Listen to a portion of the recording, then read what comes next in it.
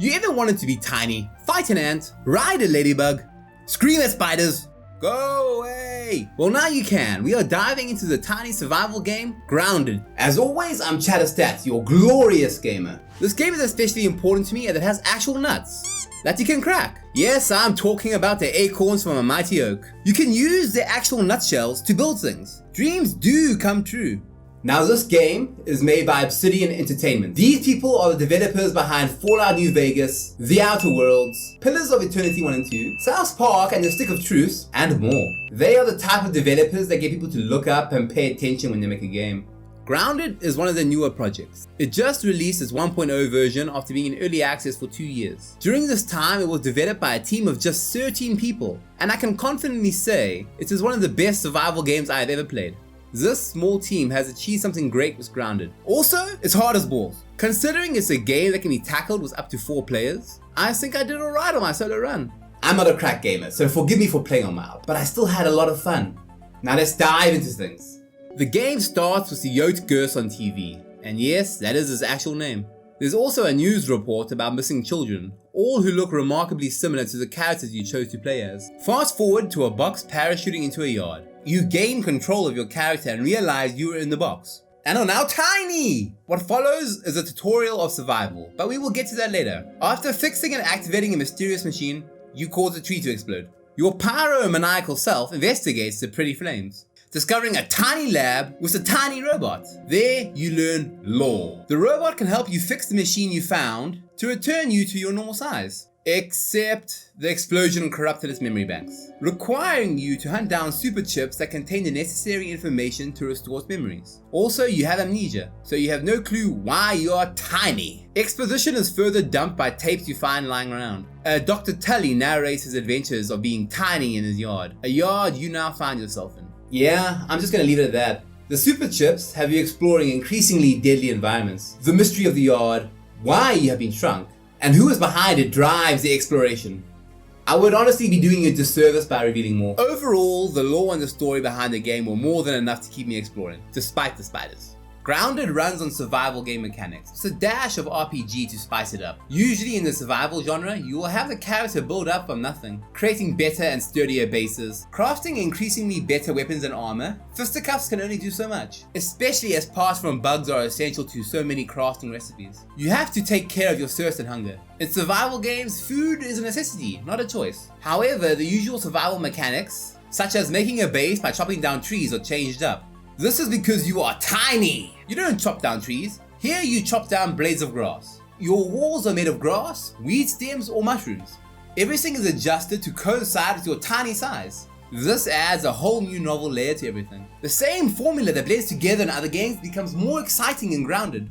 It definitely helps that most aspects of the game feel polished and intuitive. The only bug joke, I remember encountering is large creatures getting caught and stuck in place. Definitely takes away from the terror of a spider prowling around. At least until it notices and literally jumps at you. You unlock mutations through playing. These are sets of buffs or abilities that you can assign to yourself, such as the Parry Master mutation, giving you stamina back on a perfect block. You can only have a limited number, so choose wisely. This can be expanded on by using milk molars. Speaking of which, milk molars are how you upgrade yourself in Grounded. You smack these suckers open and use the nebulous glowing energy to upgrade yourself at ASL terminals. Although once I started smashing these up, my game lagged. A lot. It went away after I finished. Regardless, at the terminal you use this energy to upgrade different things. Health, stamina, maximum mutations, all are upgradable and more. There's even mega milk molars, golden teeth that are used for a different set of upgrades. These are used to increase the stack size of your inventory. After further research, I have come to realize that these milk molars are not, in fact, actual teeth. They are most likely vitamin chewables that come from a container. Mildly embarrassing that. I almost forgot about one of the most important elements of survival games. Base building.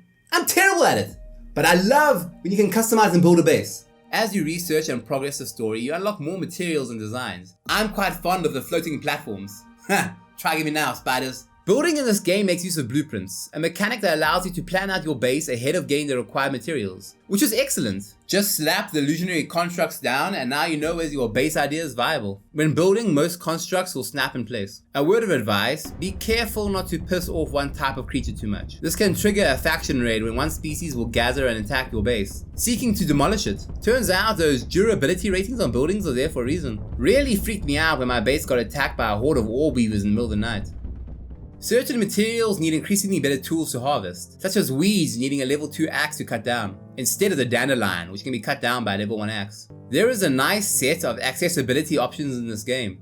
3 types of colorblind modes, a read to me option that reads out text in game, as well as an arachnophobia mode that adjusts the appearances of spiders. Although having this attack and hunt you is terrifying in a rather surreal way. They really stuffed this game full of content. I have not even mentioned Upper Yard. I'll leave that for you to discover.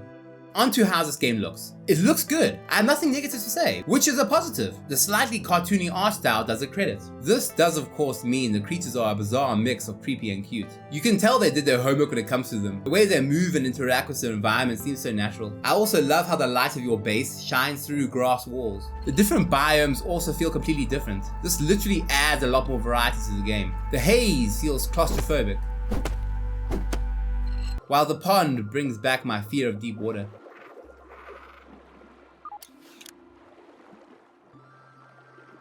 My only gripe is that everything at the distance is so blurry, but I guess it does help us being immersive. It adds to the sense of how tiny you are.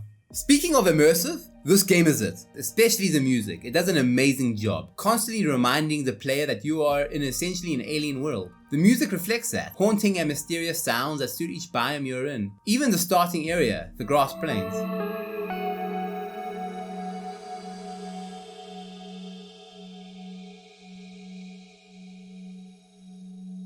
At night, the music is so oppressive. The usual sounds of the garden seem far more threatening with this in the background.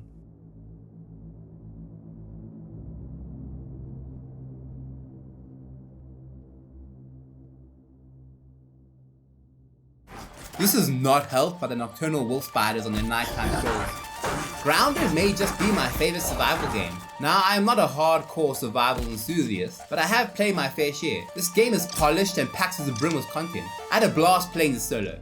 It's probably even better with a squad of friends. The accessibility settings are robust and difficulty is adjustable. While I am terrified of horror, the elements of it in this game make the gameplay so much more rewarding and exciting. This is a big Acorns that is oh so satisfying to crack and dig into. If you have made it this far, I would like to thank you for your interest, and if you liked this video, consider cracking open those like and subscribe buttons. As for me, I'll see you in the next video.